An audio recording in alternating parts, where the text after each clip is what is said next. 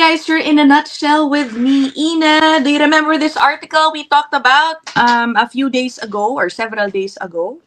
This is from City News. Nireport din ng CTV News. CTV yata yung kinote natin nung nakarang episode. But it's the same article.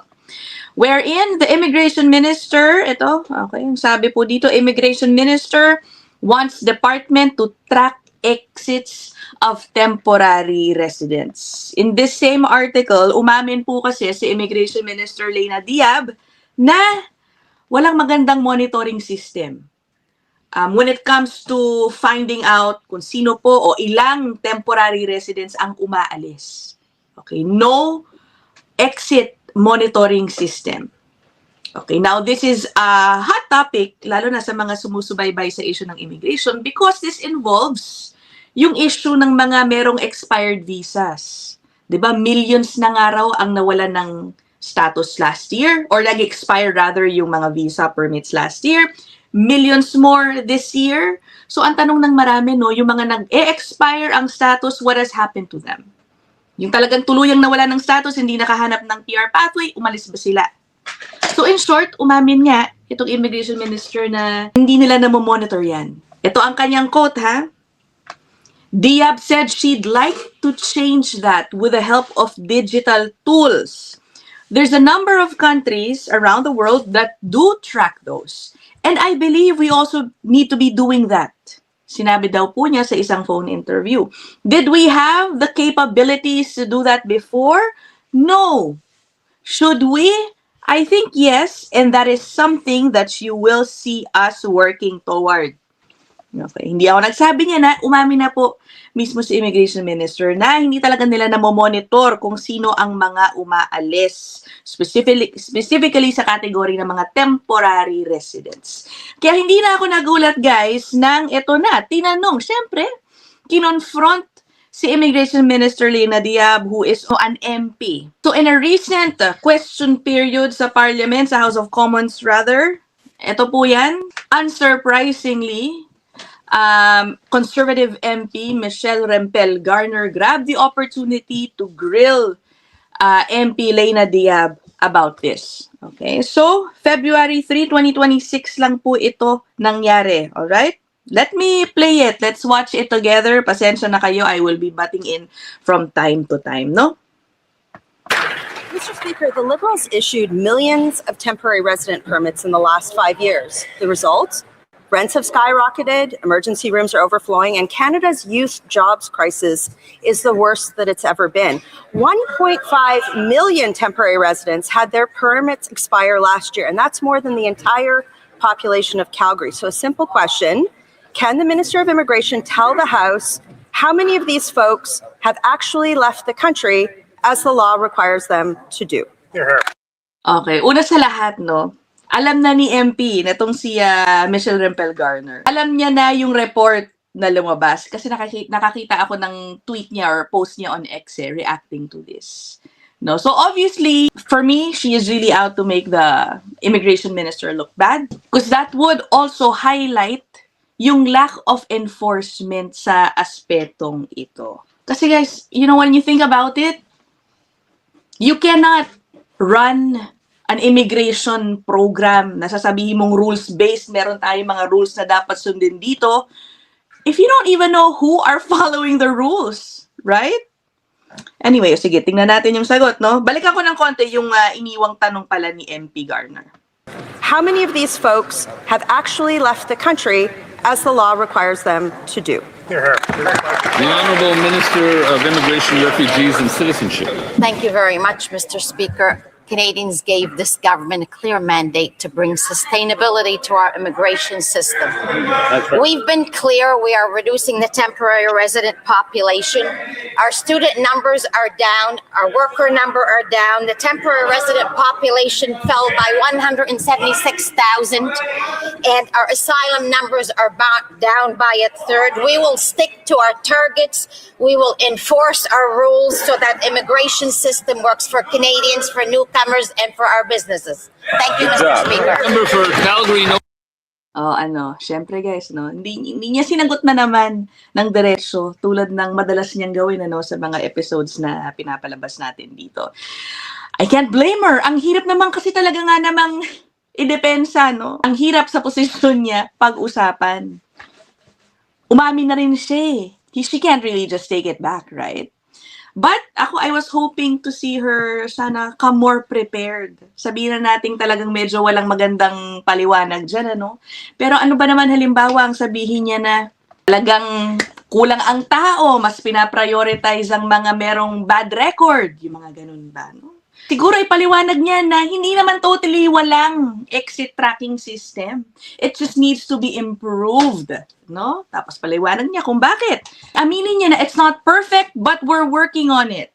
And that the system is currently being modernized and then present a plan moving forward. Pero ang lagi lang natin naririnig, mga motherhood statement na ito ang dahilan kung bakit kami binoto. Ito ang mandato namin at ginagawa namin ang aming trabaho. I think we've reached that point wherein, you know, people want more specifics. For me, you know, one way she can better present herself tungkol sa issue na to is, again, come up with a plan.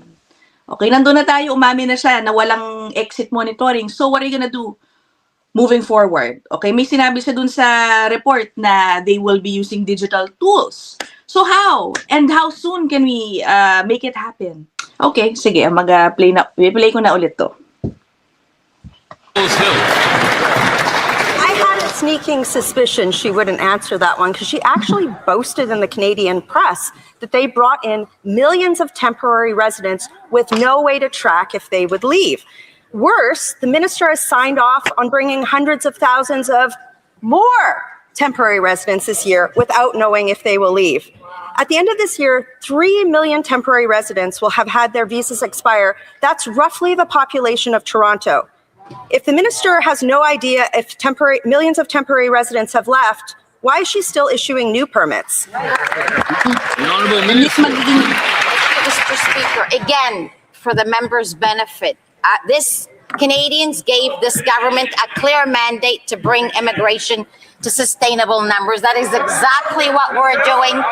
In the Globe and Mail, January 15th, great article in their TD stats show as well that the rent is decreasing, housing starts are up.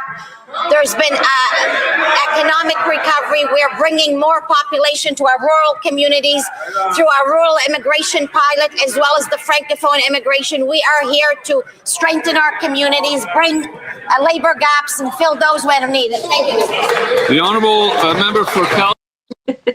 Hindi na naman niya sinagot.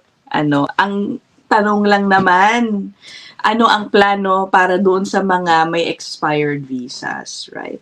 Later on, by the way, may babasahin ako mga comments ninyo doon sa nakaraan nating episode about this topic, And clearly, meron din sa inyong mga nagdududa, Parang hindi makapaniwala na hindi minomonitor yung pag-exit ng mga temporary residents.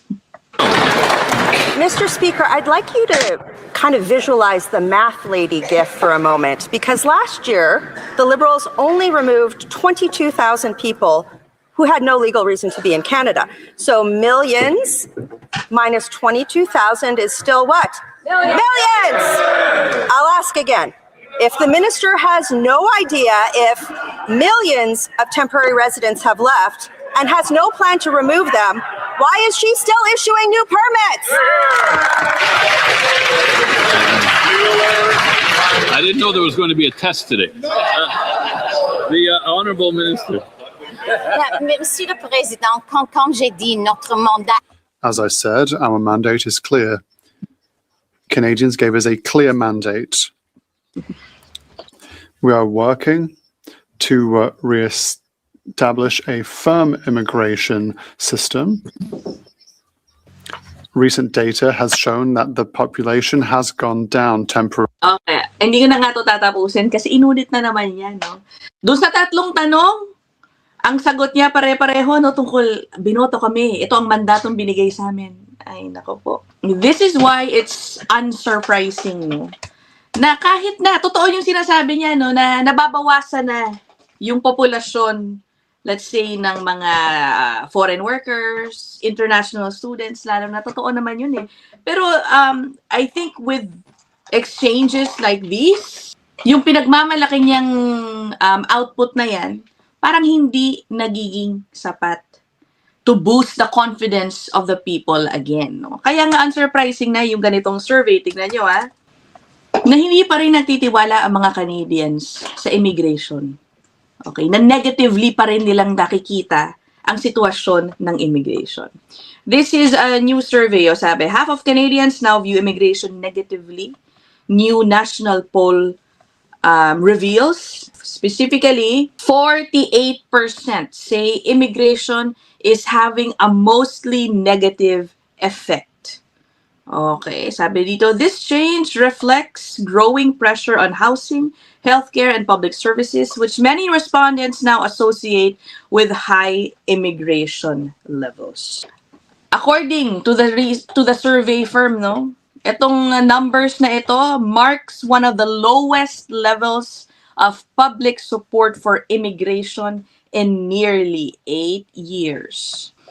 Now, let's go to the comment section. No? Maraming salamat pala sa inyo. Again, I am very happy to see a very active comment section dito sa iba-iba nating episodes. Okay, ito sabi ni Mindreader, ngayon na ako naniniwala na late ang Canada when it comes to technology. IRCC mismo, walang immigration exit tracker. Akala ko naka-AI na sila. Yun na nga eh. Sa totoo lang, I don't think zero naman, yung exit monitoring system nila. Meron lang talagang malaking gap when it comes to monitoring itong mga may expired visas, no? Okay. Ito, sabi ni Philippines, Taiwan, marami kasing umabuso ng TFW, kahit ibang lahi, pati Pilipino. Yung mga student hindi na nag-aral, bagkus nagtrabaho na, kaya damay-damay na po lahat. Kaya yung mga legal documents na pag-iinita na rin. Thank you, Philippines, Taiwan. Si Rojin.com, but what's the benefit of hunting down people who overstay?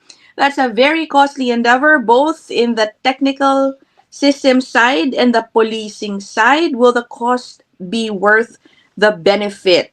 Okay.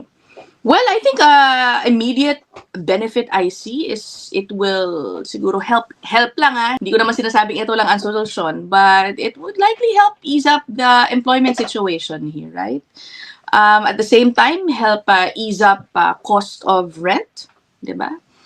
Yung policing na sinasabi mo, sa totoo lang, no? Wala naman pong binabanggit ang Canada na may plano silang gumamit ng, police force to enforce like any type of mass deportation. So wala pong ganong sinasabi. Okay?